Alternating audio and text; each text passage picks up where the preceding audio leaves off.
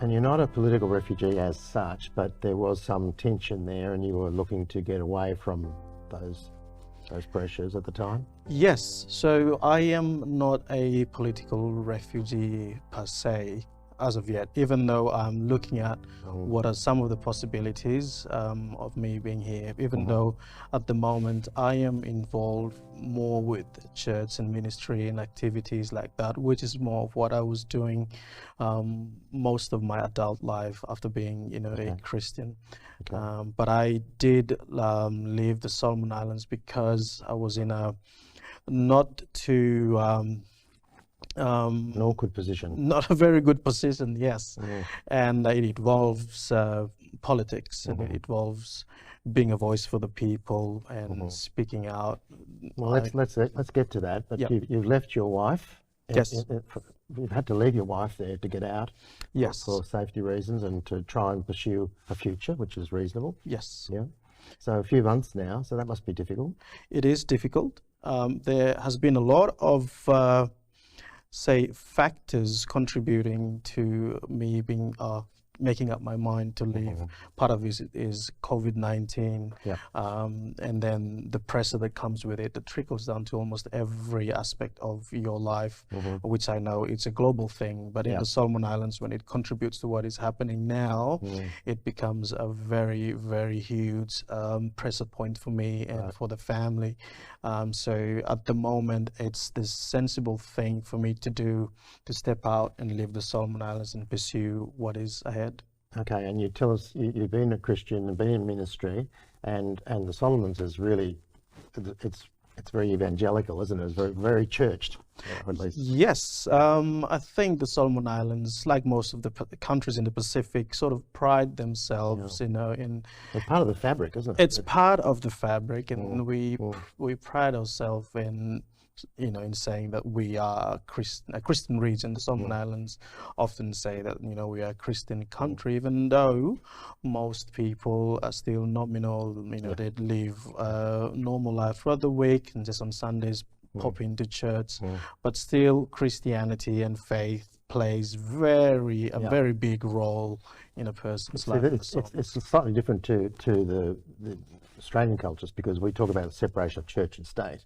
But there you can't separate it. It's really just interwoven. It is so interwoven, and it's a good thing. It is a good thing, and you ask any Solomon Islander, chances are most of them agree that it is a good thing. Just a couple of, if you go back 1 or 2 decades ago, you go into Honiara, Sundays hardly anything is open. Things are changing now for sure, but it's still those more secular. Yes, now meaning more secularity or secularism or whatever they call it is creeping into the Solomon Islands, but still the fundamental values remains. Well, let's talk about the change in the country, because let's go back to 2000. Okay, there was a lot of civil unrest. People might be aware there was a lot of rioting, and it was not a good time in the history of the country. And around that time, there was the Townsville Peace Agreement, which followed that unrest, as I understand it. So tell us about that, because that's a key building block for where the country's going, I think. Yes, so that was a defining moment for the Solomon Islands. Many scholars believe it goes as back as the colonial days, but coming back to the year 2000, it's when 22 years ago. 22 years ago, yes.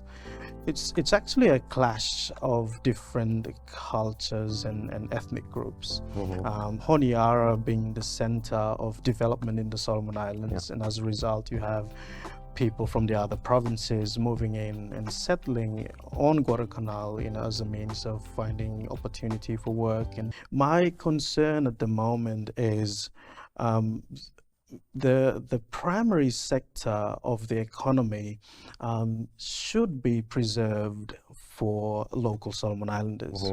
And you talk about farming, you talk about and even services and things like that. Many of these things should be guarded and protected under law for indigenous Solomon Islanders.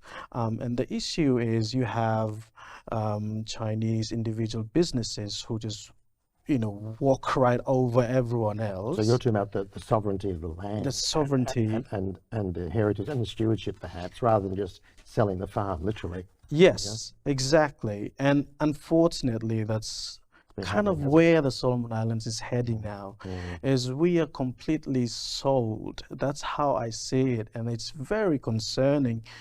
You'd have, So people are feeling disenfranchised, therefore. I mean, exactly. I mean, so if it's, sorry to jump in there, but what you're really saying is, if the farm's being sold and the people are being disenfranchised from their cultural heritage and their land, there's no way back from that.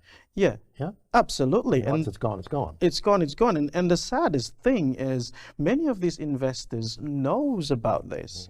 And instead of saying, oh, I might, just hold back a bit, I might, destroy an entire ethnicity's future. No, they go in full head on, and don't care about these things. And the other sad thing is no one is saying anything about it.